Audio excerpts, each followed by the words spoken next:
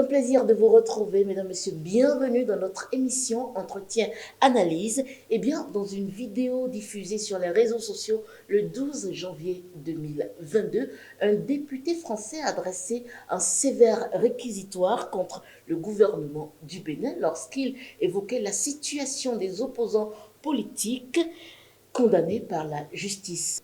Et bien évidemment que les déclarations de l'élu français ne laissent pas indifférente la classe politique au Bénin. Et dans cet entretien, pour en parler, nous recevons Maître Jacques Migan, acteur politique, membre du bureau politique du Bloc République. Il donnera son opinion sur le contenu de la vidéo. Bonjour Maître Jacques Migan, bienvenue dans cette émission. Bonjour Madame la journaliste. Comment allez-vous? Je me porte comme un chat. Alors, en attendant de vous retrouver dans un instant, suivons ensemble, mesdames, messieurs, cette vidéo. Monsieur Julien Ferrière.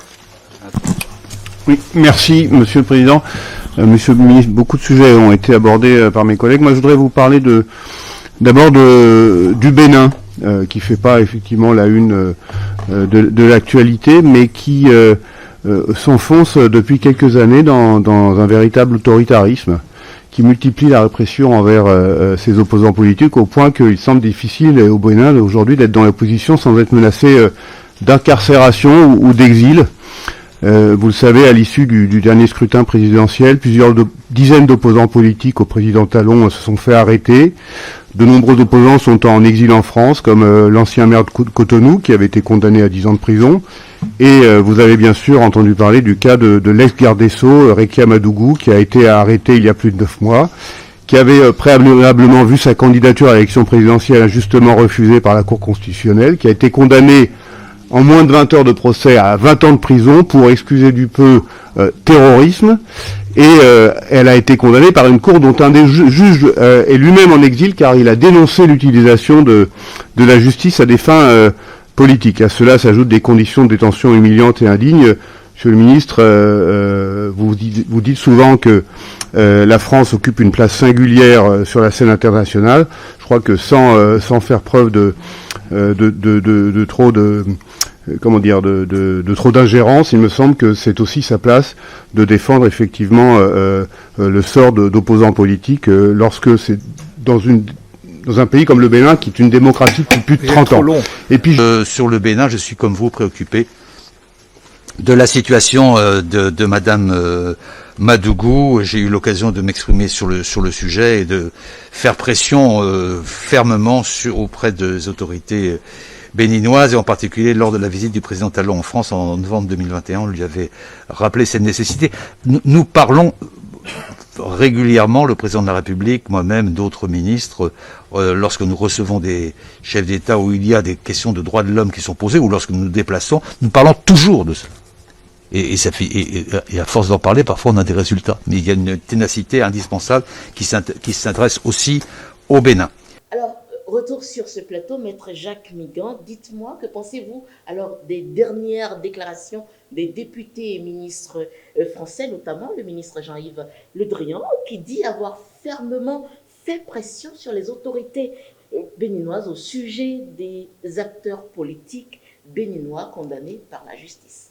Merci beaucoup, Madame la journaliste, d'avoir projeté cette séquence de vidéos qui nous permet de voir à travers cette commission des députés français interpeller, je dirais interpellant le ministre des Affaires étrangères du gouvernement français. Alors, à travers cette vidéo, nous pouvons constater que le député interpellait, ou du moins se prononçait en quelque sorte sur l'actualité judiciaire de ces dernières semaines dans mon pays. Cette vidéo, je dirais que c'est une mise en scène grotesque. Oui. C'est du pur théâtre, mais qui m'étonne guère. Sauf que je suis révolté. Je suis révolté de constater qu'une partie de la classe politique française fait malheureusement honte au peuple français en s'éloignant des valeurs républicaines pour entrer dans des, je dirais, compromissions partisanes avec des opposants béninois qui les obligent à faire des déclarations indignes et malhonnêtes. D'abord, je dois faire remarquer que le député qui est intervenu dans la vidéo et qui donne l'impression d'interpeller le gouvernement français sur un prétendu pouvoir autoritaire qui se serait installé s'appelle M. Hubert Julien Laferrière, qui est membre du parti de la majorité au pouvoir en France. Et qui auparavant avait introduit déjà une lettre ouverte. Qui avait déjà introduit une lettre. Oui. Donc il n'est pas à son premier coup.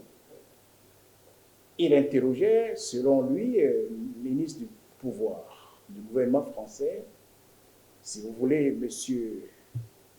Jean-Yves Le Drian, ministre de l'Europe et des Affaires étrangères. Donc, si vous observez, la mise en scène est d'autant plus flagrante que même le ministre Jean-Yves Le Drian était obligé de lire un papier que lui a tendu un de ses collaborateurs sur la réponse à une question qui est supposée lui avoir été posée, je dirais de façon spontanée. Vous pouvez, Madame la journaliste, vous-même constater, et vous l'avez constaté à travers la vidéo que vous aviez projetée tout à l'heure. Ensuite, ce que je peux aussi dire, c'est que le député est un prestataire de service, connu pour son dévouement intéressé à la cause de certains opposants béninois qui vivent en France. Et ce genre de déclaration, je dirais, farfelu, je pèse bien mes mots, n'est pas nouveau. C'est lui seul, je dis bien c'est lui seul qui sait quel contrat il a avec les acteurs politiques béninois condamnés par la justice pour être obligé de dénigrer avec tant de maladresse et de condescendance la justice béninoise. Non, non, madame la journaliste, je dis non, la justice béninoise mérite le respect autant que la justice française. Et le fait pour une justice de prononcer des condamnations contre des acteurs politiques, fussent-ils des opposants, n'en fait pas une justice non crédible. Sinon, que la justice française ne serait plus aussi crédible, puisque ces dernières années, elle a eu à se prononcer, ou je dirais même à prononcer des peines d'emprisonnement contre différents acteurs politiques pour divers chefs d'accusation. Si au Bénin, Mme Rikiat Madougou, femme politique, a été condamnée à 20 ans de prison pour terrorisme, financement du terrorisme et association de malfaiteurs, l'ancien président français, M. Nicolas Sarkozy, a été aussi condamné, entre autres, au financement illégal de sa campagne présidentielle en 2012. Frédéric Joël Aïvor a été condamné, entre autres, pour blanchiment de capitaux au Bénin. En France, M.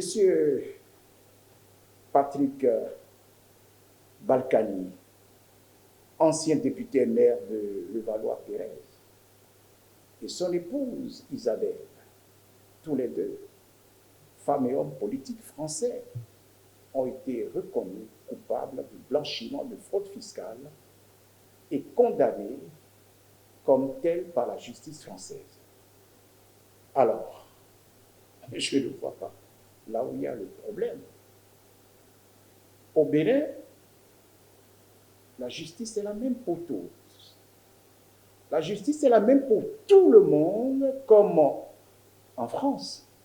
Et je ne sais pas pourquoi certains hommes politiques français perdent leur temps à vouloir faire créer au Bénin une justice de privilégiée pour les opposants, je dirais, politiques. Enfin, ce que je pourrais vous dire, Madame la journaliste, c'est que le député Hubert Julien Laferrière a fait une dérive langagière dans sa honteuse mise en scène en souhaitant une intervention de la France dans la situation de ses opposants béninois, je cite, sans trop d'ingérence. Fin de citation. Donc pour lui, la France peut se laisser aller à un peu d'ingérence. Je dis avec toute mon énergie au gouvernement français que c'est mieux pour lui de faire preuve de zéro ingérence. Ni trop d'ingérence, ni peu d'ingérence. Zéro ingérence dans les affaires politiques du Bénin, car mon pays, le Bénin, ne se mêle pas des affaires politiques françaises. Au ministre Jean-Yves Le Drian et au président français Emmanuel Macron, je les invite à ne même pas chercher à continuer à faire pression sur les autorités béninoises pour quelque affaire que ce soit. Madame la journaliste, cela ne donnera strictement rien. Le Bénin est un pays souverain. Et les Béninois sont un peuple, je dirais, digne. Un peuple fier de leurs dirigeants actuels.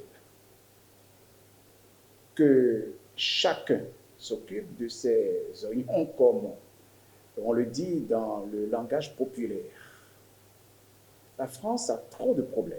Oui, elle a trop de problèmes qu'elle s'en occupe et qu'elle laisse le Bénin poursuivre sa marche irréversible vers le développement, le progrès.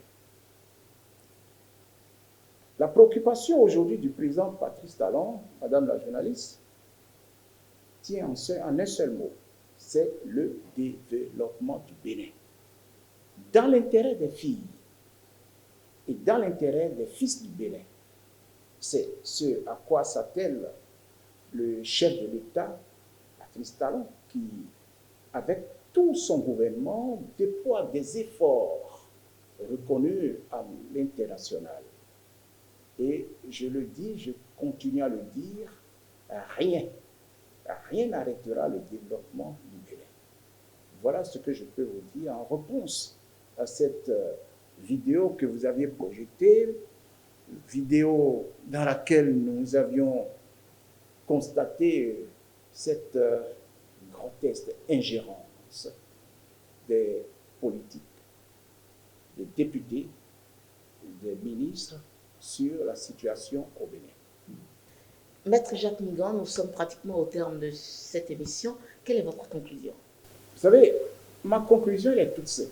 Je n'aime pas trop défier, mais je voudrais dire de manière solennelle, je voudrais demander, je dirais, à monsieur le député Hubert Julien Laferrière que je suis prêt à un débat avec lui sur la démocratie au Bénin, la démocratie en France, à en débattre avec lui sur la politique béninoise, sur la politique française. Je voudrais qu'il accepte ce débat. Je suis à sa disposition, quel que soit le lieu, quel que soit le plateau de télévision ou de radio. Ça peut être en France, ça peut être au Bénin. Je suis prêt à faire le déplacement de Cotonou-Paris pour ce débat. Trop, c'est trop. Parce que quand on ne sait pas, il faut chercher à en savoir. Il faut chercher à en comprendre. Et j'ai comme impression que, ne sachant pas, les gens disent, tu portes quoi? C'est le cas aujourd'hui du député Hubert Julien Laferrière. Ou encore, s'il estime que le débat pourrait se faire à Cotonou, je suis prêt à le recevoir sur tel plateau qui lui plairait. Voilà ce que je peux vous dire. Merci d'avoir répondu à la question. Et Madame la journaliste, c'est nous qui vous remercions. Et si cette émission peut permettre à ceux qui nous écoutent et ceux qui vont nous écouter, quel que soit le pays, de comprendre l'enjeu, l'intérêt que le Bénin a besoin de la paix pour son développement. On espère. Nous espérons tous parce que, à un moment donné, il faut savoir creuser l'abcès. Et c'est dans ce cadre que j'invite respectueusement, solennellement, le député français à un débat contradictoire. C'est la fin de cet entretien, mesdames, messieurs. Merci de nous avoir suivis. On se retrouve bientôt pour un nouveau numéro.